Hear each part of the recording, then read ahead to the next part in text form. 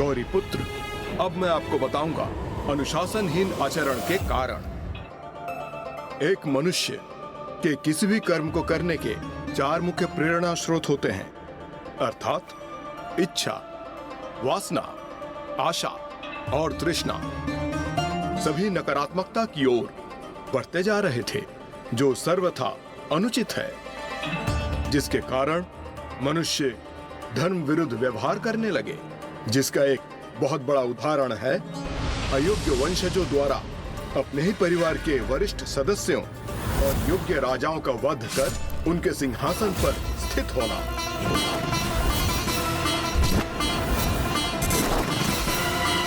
अब मैं बनूंगा राजा। फिर काम और क्रीड़ा वासना, कर्म वासना अर्थात अच्छे कार्य करने की प्रेरणा का स्थान लेने लगे। राजा का जन्म आनंद लेने के लिए ही होता है।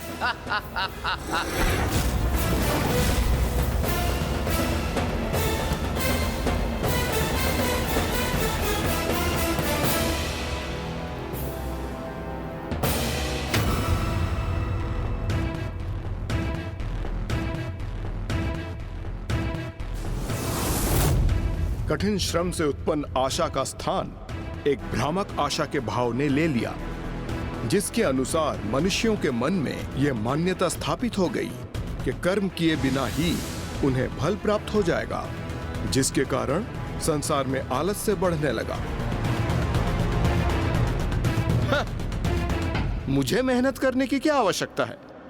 मेरी भूमि पर तो अच्छी फसल स्वयं ही उत्पन्न होगी।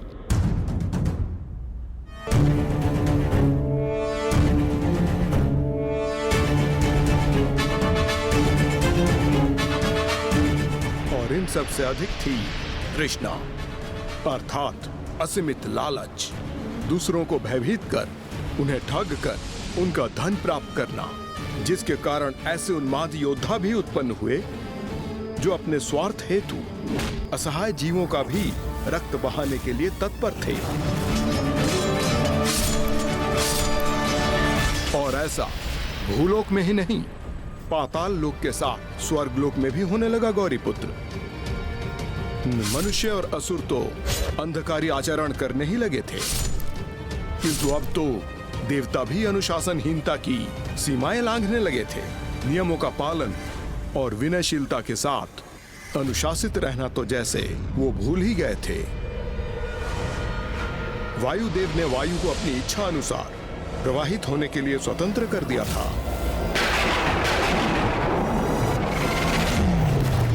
वरुण देव ने भी अपने जल को अनियंत्रित छोड़ दिया था। सूर्यदेव इच्छा अनुसार ही प्रकट होते, डूबते अथवा प्रचंड होते। यहां तक कि देवराज इंद्र के मनोदशा के अनुसार ही ऋतु निर्धारित होने लगी। जब वो प्रसन्न होते थे तब वर्षा होती थी, और जब वो दुखी होते थे तो सूखा पड़ता था।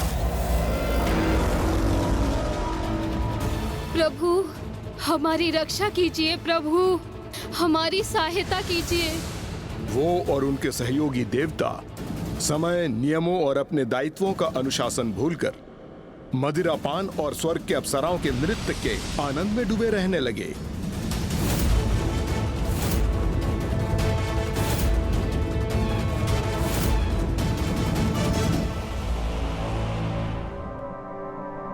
फिर तो देवता भी अपने कर्तव्यों और दायित्वों के प्रति अनुशासनहीन होकर सर्वथा बुराई के पथ पर थे लंकेश। इसलिए सबसे बुरा भी उनके साथ ही होने वाला था। गौरी पुत्र, लंकेश, इस कथा के तो अभी तक 3 मुख्य संकेत हैं। प्रथम, मानव, दानव और देवताओं को इसका ज्ञान भी नहीं था कि अनुशासनहीनता के कारण त्रिलोक अव्यवस्था एवं विनाश की ओर बढ़ रहे थे और शीघ्र जगत में अनुशासन स्थापित करने की आवश्यकता थी। द्वितीय, रात्रि के अंधकार में पाप कर्मों को बढ़ावा प्राप्त हो रहा था और शीघ्र सृष्टि के इस अधर्म के अंधकार को मिटाने हेतु एक मार्गदर्शक का प्रकट होना अनिवार्य था। और तृतीय, एक मनुष्य की 4 प्रेरणा स्रोत अर्थात इच्छा, वासना, आशा और तृष्णा अत्यंत तीव्रता से अनियंत्रित होकर नकारात्मकता की ओर बढ़ रहे थे, जिसके कारण अधर्म में वृद्धि हो रही थी। इसलिए मनुष्य के इन चारों मूल प्रेरक स्रोतों को भी नियंत्रित करना अनिवार्य था। आप तो इस कथा का सार भली भांति समझ गए हैं गौरी पुत्र। कदाचित इसलिए आपको ज्ञान विधाता भी कहा जाता है। तो अब मैं और स्पष्ट कर दूं गौरी पुत्र, रात्रि के मार्ग को प्रकाशित करने वाले मार्गदर्शक का होना, यही 3 मुख्य कारण थे त्रिदेवों के अवतार के। तो फिर लंकेश, किन प्रभु के अवतार ने किस दायित्व को निभाया और कैसे? इसमें तो तीनों का ही योगदान था। प्रथम समस्या का समाधान तो श्री हरि नारायण के अवतार ने किया, जिनमें प्रभु शिव शंकर शंभु और पितामह ब्रह्मदेव की आंशिक शक्तियां भी समाहित थी। इसलिए वो 3 शीश के साथ प्रकट हुए थे और उनमें तीनों देवों के गुण भी थे। तब तो वो अवश्य प्रभु दत्तात्रेय ही रहे होंगे। प्रभु दत्तात्रेय तो योग गुरु होने के साथ गुरुओं के भी गुरु थे, जिन्होंने स्वयं ही समस्त शिक्षा और ज्ञान प्राप्त किए।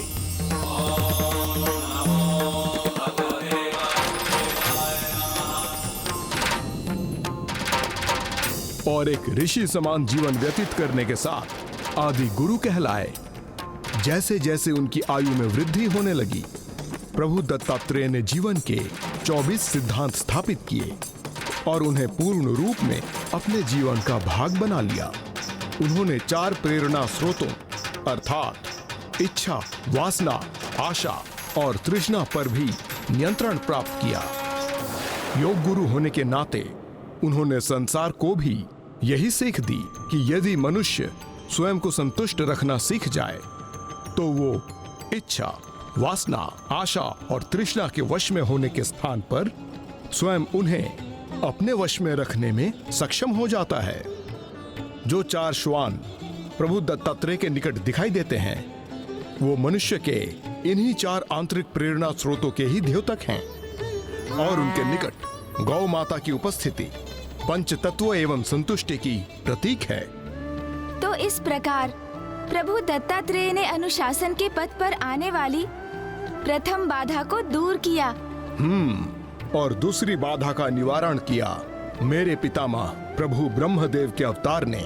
माता अनुसुईया के दूसरे पुत्र प्रभु ब्रह्मदेव के अवतार और कोई नहीं, स्वयं चंद्रदेव ही हैं।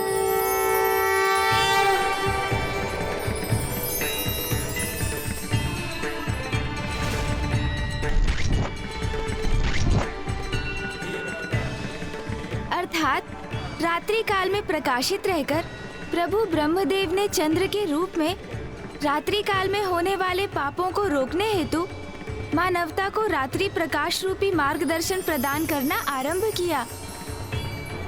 अनुशासन विहीनता से उत्पन्न अशुद्धताओं को चंद्र और प्रभु दत्तात्रेय ने दूर किया, किंतु अभी भी वास्तविक समस्या तो शेष ही थी और उसे दूर करना प्रभु शिव शंकर शंभु के अवतार का दायित्व था, जिन्होंने दंड देकर मनुष्य में नियमों की अवहेलना करने की प्रवृत्ति को सुधारना आरंभ कर दिया। और उनकी इस कठोरता के कारण उन्हें ऋषि दुर्वासा के नाम से सभी जानने लगे। ऋषि दुर्वासा के नाम से सभी जानने लगे। ऋषि दुर्वासा, जो अनुशासन और क्रोध के पर्याय थे।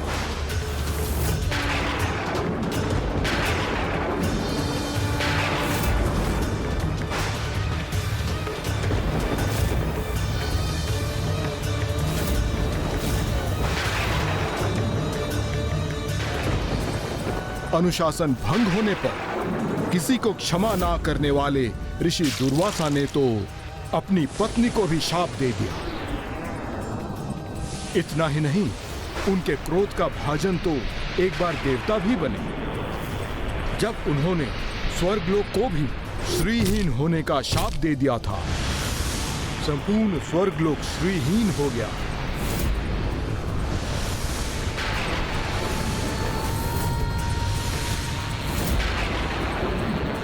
और इसी शाप के कारण देवी लक्ष्मी ने वैकुंठ धाम का त्याग कर दिया।